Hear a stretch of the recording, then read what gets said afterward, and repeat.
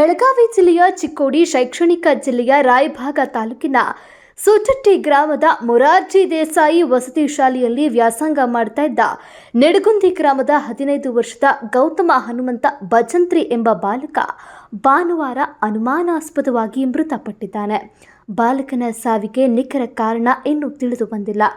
ಆದರೆ hostel warden ನಿರ್ಲಕ್ಷ್ಯ ಮತ್ತು ಶಿಕ್ಷಕರ ಥಳಿತದಿಂದಲೇ ಬಾಲಕ ಮೃತಪಟ್ಟಿದ್ದಾನೆ ಎಂದು ಪಾಲಕರು ಆರೋಪಿಸಿದ್ದಾರೆ.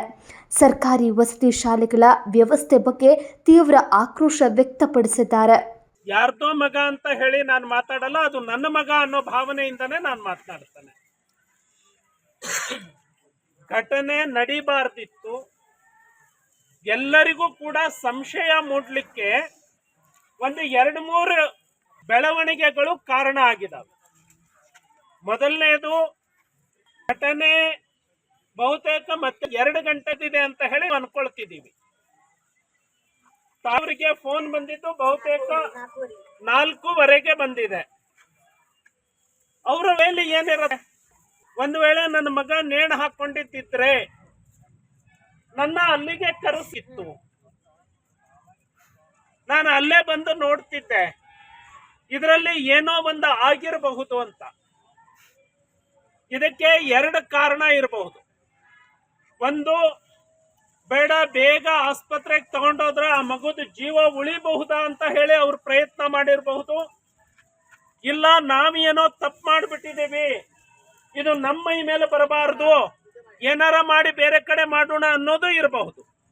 ನಾನು ಎರಡನ್ನೂ ಇಲ್ಲ ಅನ್ನಲ್ಲ. ನಮಗೆ ಡೌಟ್ ಇರೋದು ನಮ್ಮ ಮಗನಿಗೆ ಏನೋ ಮಾಡಿದ್ದಾರೆ, ಅದನ್ನ ಮುಚ್ಚಾಕಕ್ಕೆ ತಂದಿದ್ದಾರೆ ಅನ್ನೋದೇ ನಮ್ ಡೌಟ್ ಇರುತ್ತೆ. ಎರಡನೇದು, ಇಲ್ಲಿ ಬಂದ ಮೇಲೆ ಆ ಮಗುದು ಜೀವ ಇತ್ತೋ ಇಲ್ವೋ,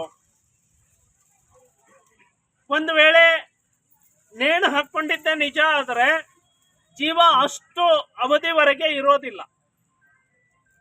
ಇಲ್ಲಿ ಬಂದಾಗ ಬ್ಯಾಂಡೇಜ್ ಹಾಕಿದ್ರು, ಒಂದು ಸೂಜಿ ಹಾಕಿದ್ರು.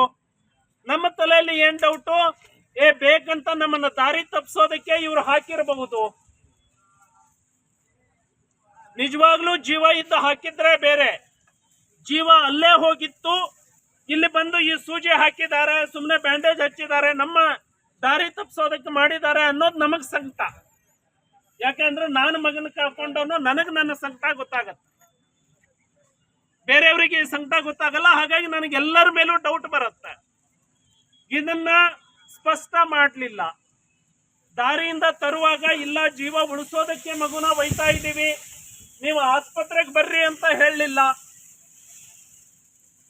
ಅಲ್ಲಿಂದ ಬಿಚ್ಚುವಾಗ ನಮ್ಮನ್ನ ಕರೆದು ನಮ್ಮ ಕಣ್ಣು ಮುಂದೆ ಬಿಚ್ಚಲಿಲ್ಲ. ಈ ಎಲ್ಲಾ ಸಂಗತಿಗಳು ಇದಾವೆ. ಸಹಜವಾಗಿ ಒಂದ್ ಸ್ವಲ್ಪ FIR ಮಾಡುವಾಗ ನಾವು ದುಃಖದಲ್ಲಿ ಇರೋದು. ಇಲ್ಲಿ ನನ್ನ ಮಗನ ಹೆಣ ಇದೆ, ನನ್ನ ಮಗ ಸತ್ತಿದಾನೆ ಬರ್ಕೊಳ್ರಿ ಅಂತ ಹೇಳಿದಾಗ ನೀನು ಕುಡ್ಚಿ ಪೊಲೀಸ್ ಸ್ಟೇಷನ್ಗೆ ಹೋಗಿ ಬರ್ಸು ಅಂದಾಗ ಇನ್ನೊಂದು ದುಃಖ ಆಗತ್ತೆ ನಮಗೆ. ಮೇಲಿಂದ ಮೇಲೆ ಈ ಎಲ್ಲ ಘಟನೆ ಆದಾಗ ಯಾರ ಮೇಲೂ ನಂಬಿಕೆ ಉಳಿಯಲ್ಲ ನಮ್ಗೆ, ಯಾರನ್ನ ನಂಬೋದು ಅಂತೇಳಿ ಅನ್ಸತ್ತೆ. ಆದರೆ ಈಗ ಆಗಿರೋ ಬೆಳವಣಿಗೆ,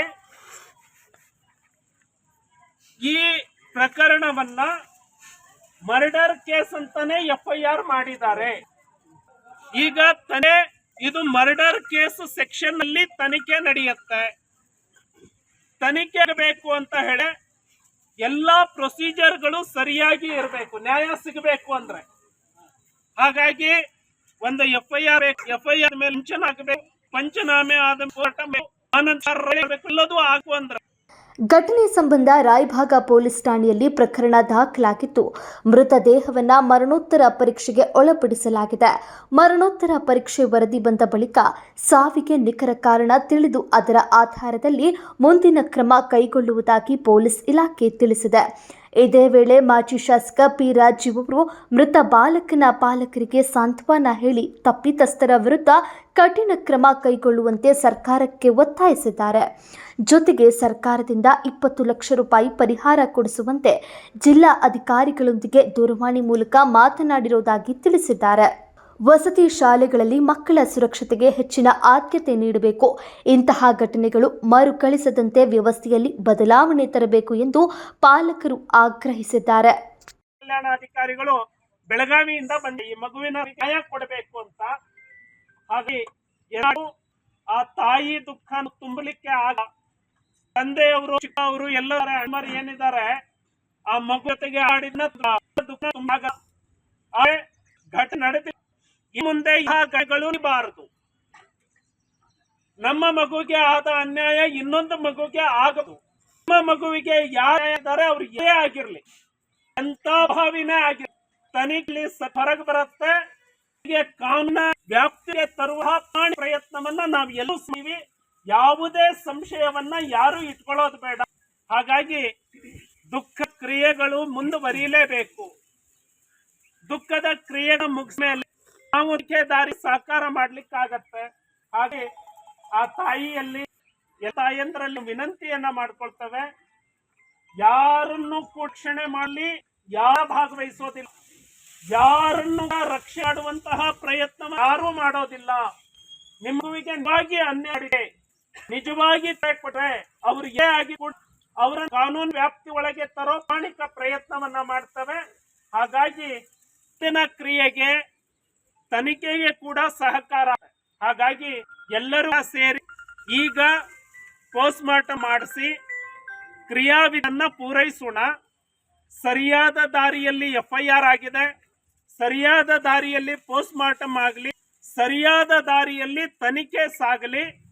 ತನಿಖೆ ಪೂರ್ಣಗೊಳಿಗೂ ನಾನು ನಿಮ್ಮ ಮನೆ ಮಗ ಆಗಿ ತನಿಖೆ ಯಾವ್ಯಾವ ಹಂತದಲ್ಲಿದೆ, ನಿಮಗೆ ಯಾವುದೇ ಒಂದು ಸಣ್ಣ ಡೌಟ್ ಇದ್ರೂ ಕೂಡ ನಿಮ್ಮ ಡೌಟ್ಗೆ ತನಿಖೆ ಯಾವ ರೀತಿ ನಡೆ ತನಿಖಾಧಿಕಾರಿಗಳು ನಿಮಗೆ ತಿಳಿಸೋ ರೀತಿ ನಾನು ಹೇಳ್ತೇನೆ.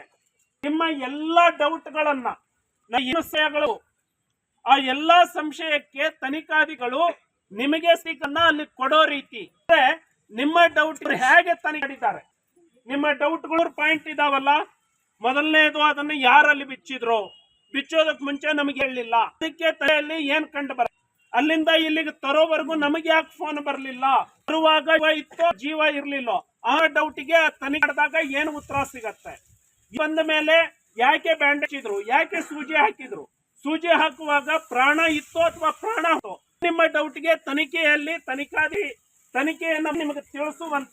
ಇದರಲ್ಲಿ ಇಂಥವ್ರು ಭಾಗಿಯಾಗಿದ್ದಾರೆ ಅಂತ ಸಂಶಯ ಇದೆ. ಎಷ್ಟು ಜ್ಯೇಷ್ಠಗಳು ಇವರು ಅವರು ಇದ್ದರೆ ಯಾವ ರೀತಿ, ಅವರು ಇಲ್ಲ ಅಂದ್ರೆ ಯಾವ ಕಾರಣ, ಇದನ್ನ ಪೂರ್ತಿಯಾಗಿ ನಿಮಗೆ ಹಂತ ಹಂತವಾಗಿ ತನಿಖಾಧಿಕಾರಿ ತಿಳಿಸೋ ರೀತಿ ನಾನು ನೋಡ್ಕೊಳ್ತೇನೆ. ಕೊನೆ ಹಂತದಲ್ಲಿ ಒಂದು ಸಣ್ಣ ಸಂಶಯನೂ ನಿಮಗೆ ಉಳಿಬಾರ್ದು. ನಿಮಗೆ ಎಸ್ ನನ್ನ ಮಗನಿಗೆ ಹಿಂಗ ಅನ್ಯಾಯ ಮಾಡಿದ್ರು, ಇವರಿಗೆ ಹಿಂಗ ಶಿಕ್ಷೆ ಆಯ್ತು ಹೇಳಿ ಗೊತ್ತಾಗಬೇಕು. ಇದ್ರೆ ಏನೆಲ್ಲ ನಡೀತು ನಿಮಗೆ ಗೊತ್ತಾಗಬೇಕು. ನಿಮ್ಮ ಮನಸ್ಸಿನಲ್ಲಿ ಸಣ್ಣ ಡೌಟ್ ಉಳಿದ್ರೆ ನಾನು ನಿಮ್ಮ ಜೊತೆಗೆ ಇರ್ತೇನೆ. ಹಾಗಾಗಿ FIR ಈಗ ಆಗಿದೆ, ಅದು ಮರ್ಡರ್ ಕೇಸ್ FIR ಆಗಿದೆ. ಹಾಗಾಗಿ ಅದೇ ದಾರಿಯಲ್ಲಿ ತನಿಖೆ ಸಾಗತ್ತೆ. ಮುಂದಿನ ಎಲ್ಲಾ ಕ್ರಿಯೆಗಳನ್ನ ಮಾಡುವ ಅನಿವಾರ್ಯತೆ ಇದೆ.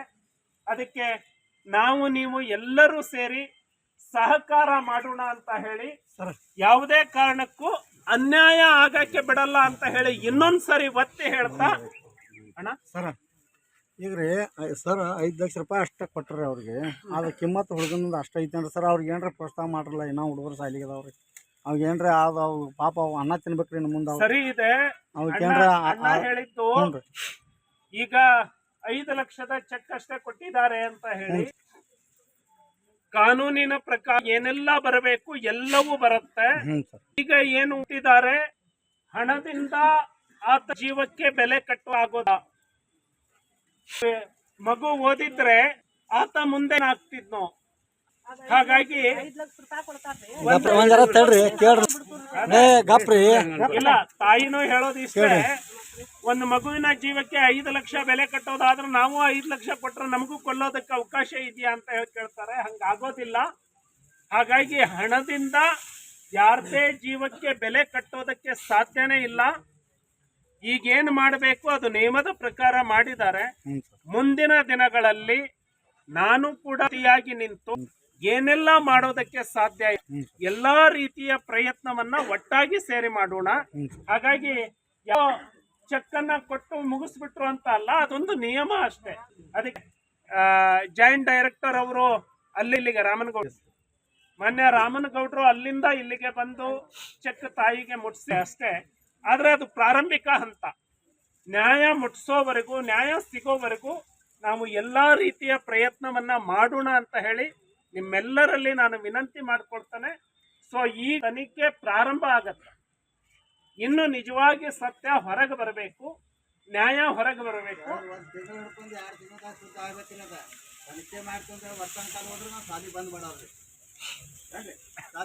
ಅಲ್ಲ, ಯೂಶಲಿ 90 ದಿನ ಇರುತ್ತೆ.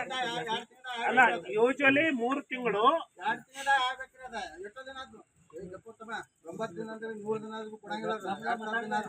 ಇಲ್ಲ, ಸರಿ ಇದೆ.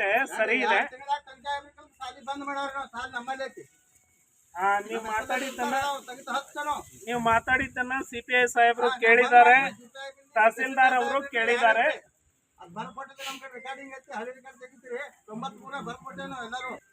ಆಗ್ಲಿ, ಅದನ್ನ 2 ತಿಂಗಳು ಅಂತ ಹೇಳಿ ಹೇಳ್ತಿದ್ದಾರೆ. ಆದಷ್ಟು ಬೇಗ ಅದನ್ನ ತನಿಖೆ ಮುಗಿಸೋದಕ್ಕೆ ಪೊಲೀಸ್ ಅಧಿಕಾರಿಗಳಿಗೆ